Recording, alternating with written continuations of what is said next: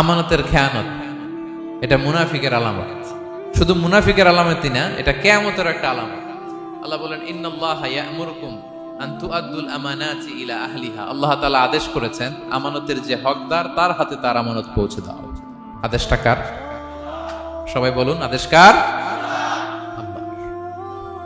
আমানতের খেয়ানত এটা মুনাফিকের আলামত এবং কিয়ামতের আলামত। এক বেদুইন এসে রাসূল সাল্লাল্লাহু আলাইহি ওয়াসাল্লামকে বলল, ইয়া রাসূলুল্লাহ, মাতা সাআ, কিয়ামত কবে হবে? কি কবে হবে? কিয়ামত কবে হবে? রাসূল সাল্লাল্লাহু আলাইহি ওয়াসাল্লাম বললেন, ইযা দুইয়াতিল আমানাতু ফান্তাযিরিস সাআ। যখন আমানতের খেয়ানত শুরু হবে সমাজে, তখনই কিয়ামত হবে। সে বলল, ইয়া রাসূলুল্লাহ, কাইফা ইদাআতুহা? আমানতের খেয়ানত আবার কেমনে হয়? সহজ সরল মানুষ, আমানতের খেয়ানত হয় কেমনে?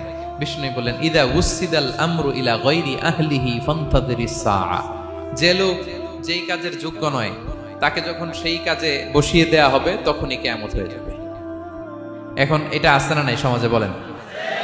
হ্যাঁ, যে যেই কাজের যোগ্য না সেই কাজ সে পায় না।